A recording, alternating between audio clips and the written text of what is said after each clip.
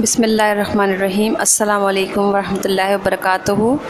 آج ہم نے آپ کی اسلامیات کی اس آن لائن کلاس میں سورہ ممتحنہ کی آیت نمبر 3، 4، 5، 6 ان تینوں آیات کا ترجمہ اور اس کی وضاحت ہم آپ کے سامنے آج بیان کریں گے۔ سورہ ممتحنہ کی آیت نمبر 1 اور 2 کا ترجمہ اور اس کی وضاحت میں آپ کے سامنے پچھلی کلاس میں بیان کر چکی ہوں۔ آیت نمبر 3 کا ترجمہ میں آپ کے سامنے پڑھتی ہوں۔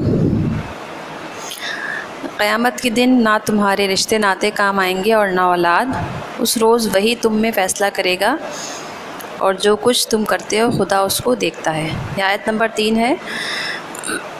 اس میں اللہ تعالیٰ فرما رہے ہیں کہ روز محشر کوئی رشتے ناتے، تمہارے عزیز اقارب، اولاد وہ تمہارے کام نہیں آئیں گے۔ تم کفار کی خاطر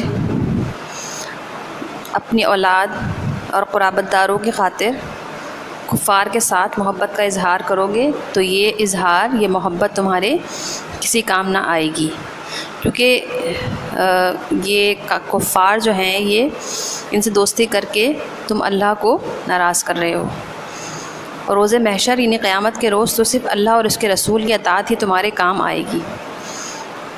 اس لیے بہتر یہ ہے کہ تم اپنے قرابت دار جو کہ ایمان نہیں لائے ہیں ان سے دوستی نہ کرو، اور تمہاری اولاد، تمہاری بیوی، تمہارے بچے جو ابھی تک مشرک ہیں اور تم ایمان لا چکے ہو تو تم ان سے تعلق ختم کر دو، اور محبت کا یہ جو رشتہ ہے یہ صرف اللہ اور اس کے رسول کے لیے ہی ہے اور یہی تمہارے کام آئے گا۔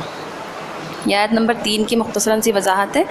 میں اب آپ کے سامنے آیت نمبر 4 سے لے کر آیت نمبر 6 تک کا ترجمہ بیان کرتی ہوں، پھر میں اس کی مختصراً وضاحت آپ کے سامنے بیان کروں گی۔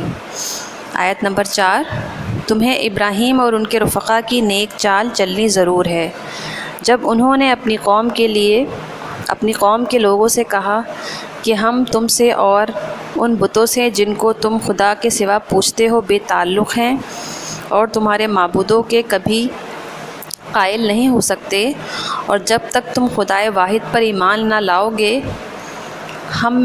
تم میں ہمیشہ کھلم کھلا عداوت ہی رہے گی۔ عداوت یعنی دشمنی رہے گی۔ ہاں، ابراہیم نے اپنے باپ سے یہ ضرور کہا کہ میں آپ کے لیے مغفرت مانگوں گا اور میں خدا کے سامنے آپ کے بارے میں کسی چیز کا کچھ اختیار نہیں رکھتا۔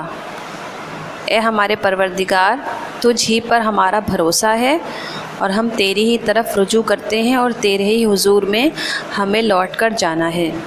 یہ آیت نمبر 4 کا ترجمہ میں نے آپ کے سامنے پڑھا ہے۔ اب میں آیت نمبر 5 کا ترجمہ آپ کے سامنے پڑھتی ہوں۔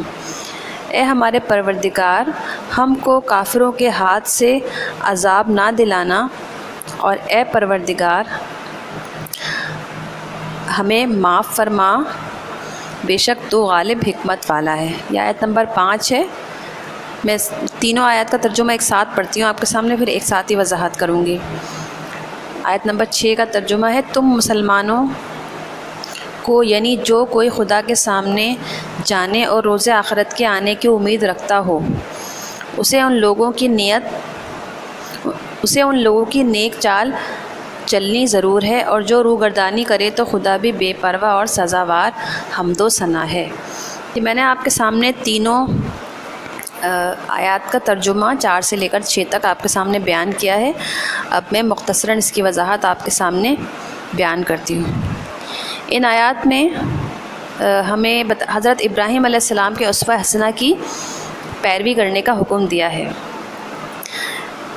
اس زمانے میں حضرت ابراہیم اور ان کے ساتھیوں نے اپنی قوم سے تعلق ختم کر لیا تھا، اور اس کی وجہ شرک تھا، کیونکہ حضرت ابراہیم کے آباء و اجداد مشرک تھے، وہ بتوں کو پوجتے تھے، وہ بتوں کی پوجا کرتے تھے، اور حضرت ابراہیم نے ان بتوں سے بیزاری کا اظہار فرما دیا تھا، اور انہوں نے اپنی قوم کو یعنی حضرت ابراہیم علیہ السلام نے اپنی قوم کو یہ بھی بتا دیا تھا کہ یہ علیحدگی اور بیزاری اس وقت تک قائم رہے گی جب تک آپ بتوں کو پوجنا نہیں چھوڑ دیں گے، جب تک آپ کفر اور شرک کو چھوڑ کر توحید کو نہیں اپنائیں گے۔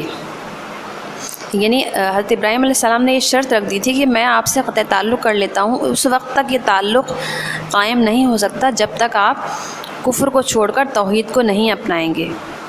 حضرت ابراہیم علیہ السلام کی پوری زندگی جو ہے وہ مسلمانوں کو حضرت ابراہیم علیہ السلام کی پوری زندگی کی پیروی کرنی چاہیے مسلمانوں کو، کہ انہوں نے اپنے والدین تک کو چھوڑ دیا تھا، کیونکہ وہ مشرک تھے، بتوں کو پوجتے تھے، اور آپ نے اپنے رشتہ داروں سے، اپنے گھر والوں سے یہ بات کہہ کے تعلق ختم کر دیا تھا کہ جب تک آپ لوگ ایمان نہیں لے آئیں گے میں آپ سے کوئی تعلق قائم نہیں رکھوں گا۔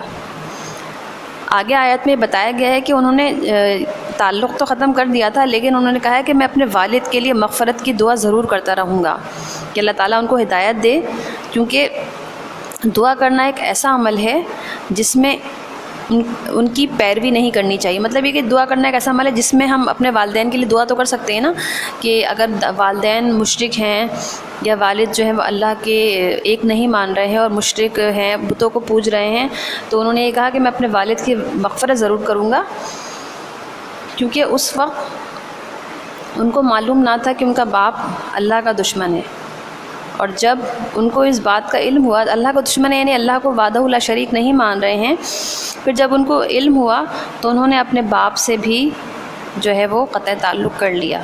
پہلے تو وہ ملتے تھے، لیکن پھر بعد میں انہوں نے ان سے بھی برات کا اظہار فرما دیا، یعنی ان سے بھی تعلق ختم کر لیا، اور اس وقت تک ختم رکھا جب تک کہ وہ مشرک رہے۔